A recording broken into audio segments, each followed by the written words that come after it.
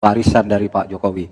Tapi tadi saya tergelitik, anggaran untuk IKN itu hanya 20% dari APBN dan sisanya dari investor. Sejauh yang kita baca, sampai sekarang belum ada satupun investor yang masuk ke sana. Coba kalau ada sebutkan, misalnya 2 atau 1 gitu, investor mana yang sudah masuk ke sana? Mungkin nanti setelah pulang dari debat bisa di Google, sudah banyak yang masuk. Hanya pada Agung Sedayu, dan nanti akan tambah lagi mungkin setelah Pilpres, karena mereka pasti akan wait and see melihat stabilitas politik di Indonesia. Terima kasih, Prof.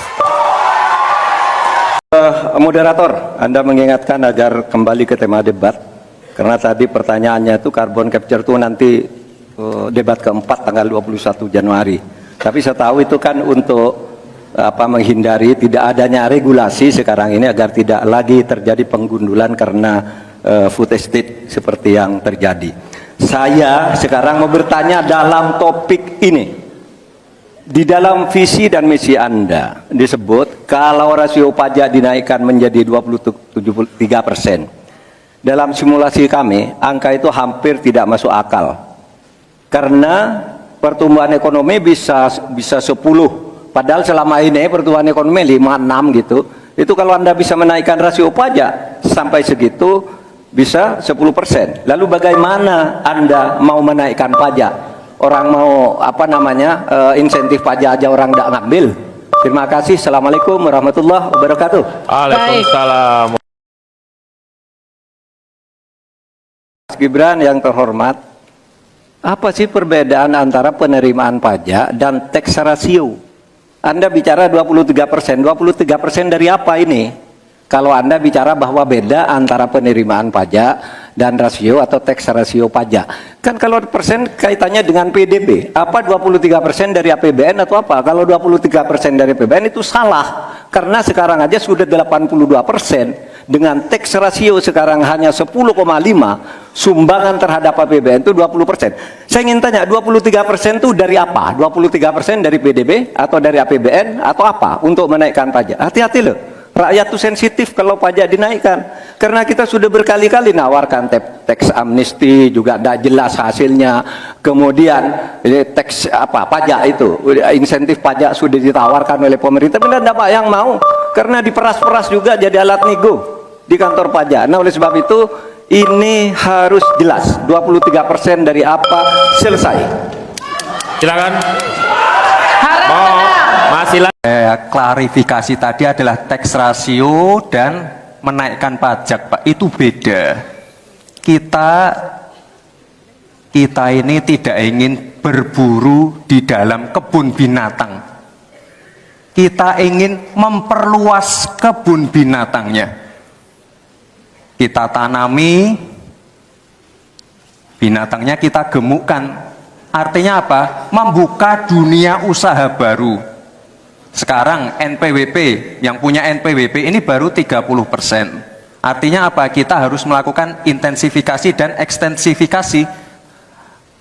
Saya tahu pasti pada negatif thinking. Kita tidak akan memberatkan UMKM yang di bawah omsetnya 500 juta, pajaknya 0. Pengen modal 200 juta kur tanpa agunan, nggak ada yang memberatkan, Mbak. Terima kasih. Prof Mahfud, yang namanya menaikkan rasio pajak dan menaikkan pajak itu beda. Satu, gimana caranya menaikkan penerimaan pajak atau menaikkan rasio pajak? Saya tadi sudah bilang di segmen sebelumnya, kita akan membentuk badan penerimaan pajak dikomandoi langsung oleh Presiden, sehingga akan mempermudah koordinasi dengan kementerian-kementerian terkait. Itu. Jadi DJP dan Bea Cukai akan dilebur jadi satu, sehingga fokus dalam penerimaan negara saja, tidak akan mengurusi lagi masalah pengeluaran. Lalu sekali lagi digitalisasi penting. Saya melihat di Kementerian Keuangan juga sudah menyiapkan, tapi mungkin aplikasinya masih pada tahap testing and enrichment. Kita melihat sudah ada core tax system yang akan disiapkan. Ini nanti akan mempermudah proses bisnis, mempermudah proses administrasi, memperbaiki pelayanan pajak. Misalnya sekarang nanti ketika sistemnya itu keluar, ketika kita akan melaporkan SPT tahunan, kita tidak perlu lagi mengisi dan menghitung karena sistemnya sudah pre-populated, sehingga tinggal klik, tinggal konfirmasi, selesai. Mempermudah. Lalu untuk masalah pertumbuhan ekonomi, Pak, tadi saya bicara masalah hilirisasi, bicara masalah investasi. Sekali lagi, Pak, tadi saya baru bicara masalah nikel, kita belum bicara masalah tembaga, boksit, timah, tembaga, bioetanol, bioaftur, biodiesel. Oh, kita kalau serius ya Pak ya, kita benar-benar bisa menjadi raja energi dunia Pak. Tapi kita harus serius dan harus fokus dan harus ada keberlanjutan dan penyempurnaan. Matur nuwun Prof Mahfud. Demikian informasi Lukman Republik. Sampai jumpa lagi dengan informasi yang lain. Jangan lupa dulur-dulur like, comment, and subscribe. Matur nuwun. Assalamualaikum warahmatullahi wabarakatuh. Salam sejahtera untuk semuanya. Sampai jumpa lagi.